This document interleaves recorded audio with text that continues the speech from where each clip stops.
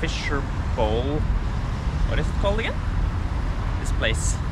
Let me check the map. Fisherman's Bastien, which is a fairy tale look-alike small town in Budapest.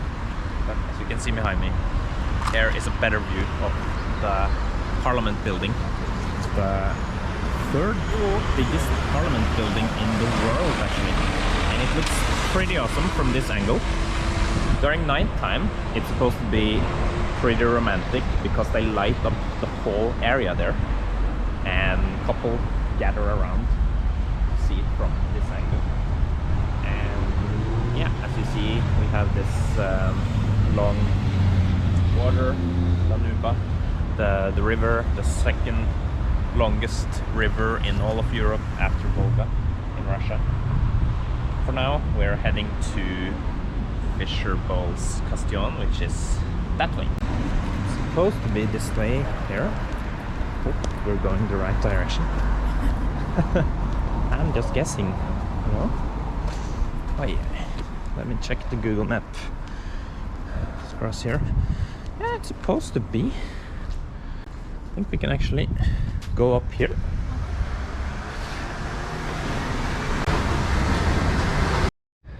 So we are walking up.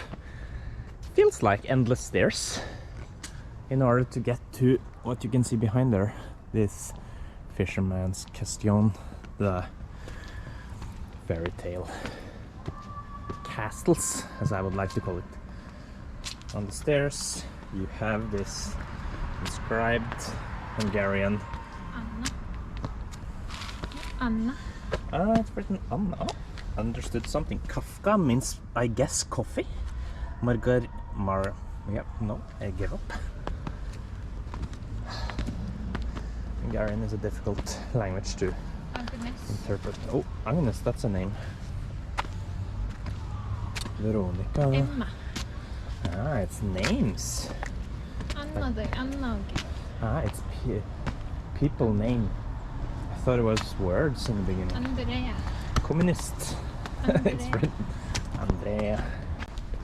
Oh, look at this mad guy there.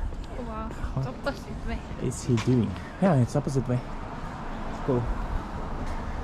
Oh, let's continue. Oh, we are closing in. Look at this place. Pretty cool, though. I like it. It looks very cool.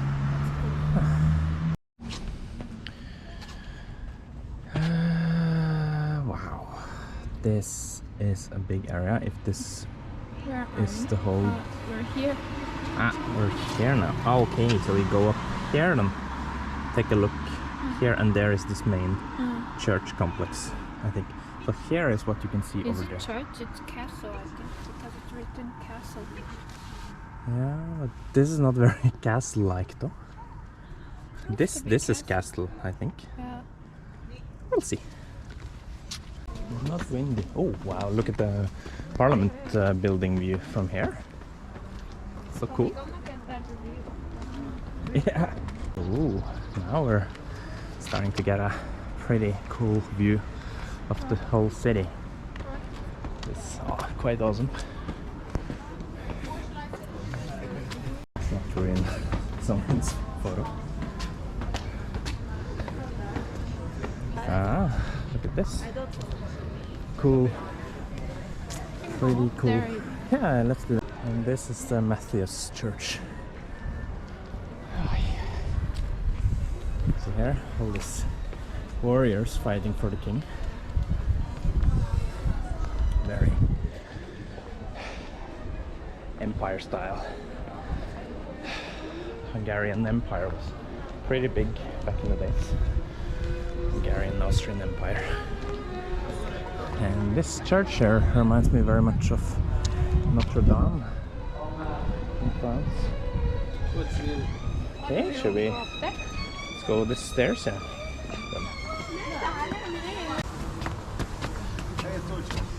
Alright, this is cool. This is pretty cool. Wow, here you have awesome view As in all cities, you always have a high point where you get the whole panoramic view of the city. Here you can basically see everything. This is pretty much it of the city center. I guess if we come here at night, we will see the Illuminati. Yeah, the night view lighten up. Pretty cool. That's some of the main attractions here. You have this church here, which is very French. That's very similar to the Croatian one. This drawing. I don't know why. What is it called? It's triangle. No, it's not mosaic. Tiles. Yeah. Probably. We just took the metro to the main central station, Kleti Pavlador, because that's where we're staying. So it's pretty dark, it's rainy and gloomy weather, so we're gonna go back to the hotel and eat there. But first we need some food, so we're gonna do some takeaway to see if there are any available or tempting food. We are planning to have some Asian, maybe Thai, pad Thai.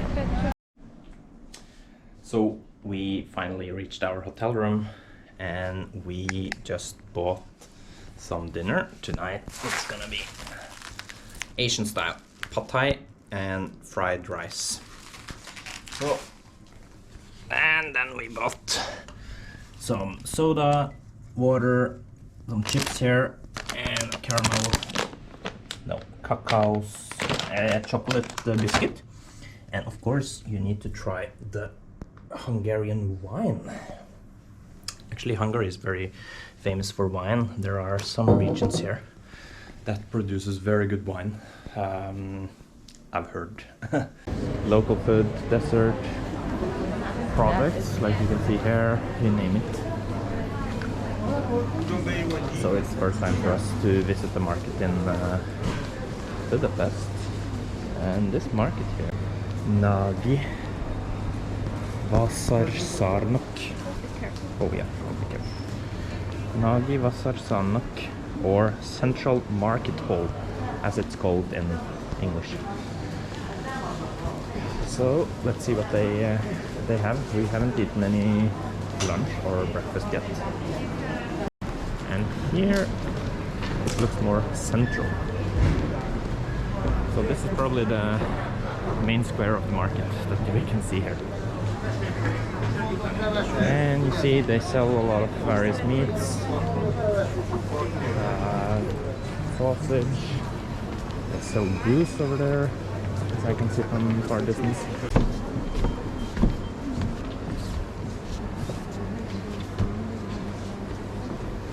Okay, let's go. Oh, it's more like a souvenir store, it seems. This old Russian Vyshyvanka hats. Definitely some Russian stuff they are selling here, like this babushka's hair, more Russian style. Not babushkas, that's what it's called.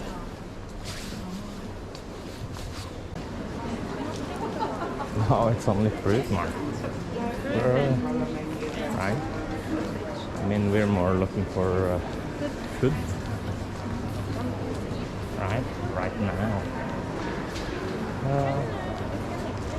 Yeah, sure, let's exit this market. Maybe through the main entrance door over there. Let's do that. So we just finished our brunch for today, which was just a normal coffee, very European standard. But one funny thing was that when it was including orange juice, but they gave orange juice in a shot glass, which is pretty, I would say, unique. I haven't seen that before. So we are on our way to Buda Castle, but we just got over a small pit stop here where I came across these kind of people, and I don't know who most of them are, except for the person there who is actually the last Russian Tsar before the Soviet Union started in 1980. So this Tsar here, he was brutally executed along with his family by the Bolsheviks, which is pretty interesting because Hungary became a communist country, but not before after World War II was over, and it lasted until 1990. Alright, we are now standing on Buda Castle, this gigantic castle that you can actually see around.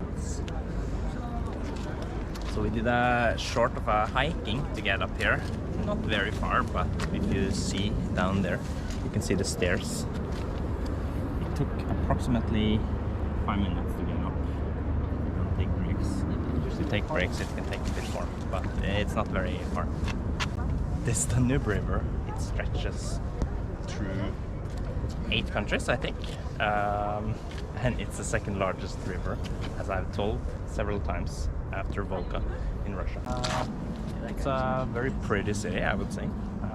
It's divided into 2 parts, Buda and Pest. Now we are in the, let's say, Buda part, because we are in the west side, and Pest is on the other side. Which is pretty interesting, because I've been to many European cities, but it's not divided like this, that 2 names are connected with each other.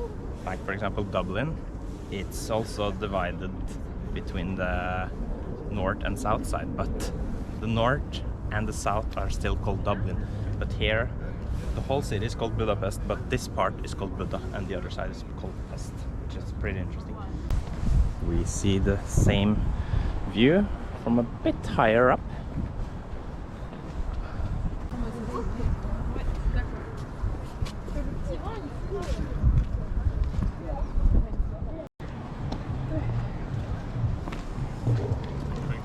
So yeah, this is it. It seems. They have this in Switzerland. This Train, but it's not like mountain train. train. Came down from the Buda Castle, and we had no idea that you can actually take this train here to the top. And the price is, it's not cheap.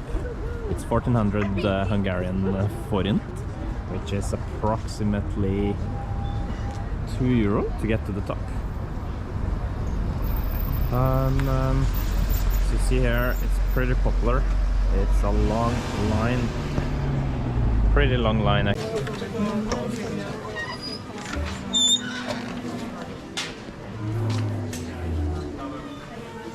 There's a bar over here. You can sit outside at least. This is what we need, isn't it? Yeah, you can sit down. Sit down wherever, here or something. Yeah, for example. So we bought a lager beer, but this is called Szimpla Kert, which is the first among all these ruined bars. Now it's much more spread around the city, but this was built 20 years ago, and it's basically, they made a bar out of all this fallen construction, all these fallen buildings, and it's still standing today, and it's pretty cool. And it's perfect for young people who come here and take a beer or just chill.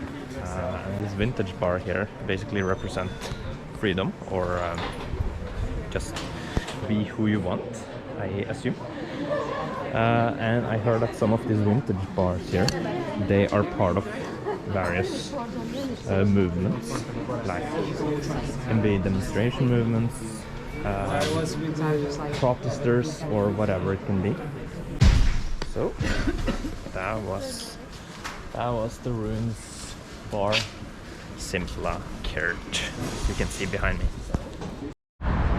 Alright, we are in front of the National Assembly in Budapest during the evening time illumination. And this is actually one reason that Budapest is called the city of romance, and why so many couples travel here for touristic purpose every year. Basically just to see this pretty cool illumination that you see behind there. It's actually only three cities in Europe that has this amazing illumination, and the other two are Prague in Czech Republic and Paris in France. And personally, I think it looks pretty amazing from this point of view. You can also see some other illumination on the bridge, which is pretty common in most cities. But it looks very cool when you combine the illumination on the bridge and the National Assembly that you can see in front of the city. And also you see the church there, which is illuminated. So I think this is why they call Budapest the city of romance, basically to see this light show.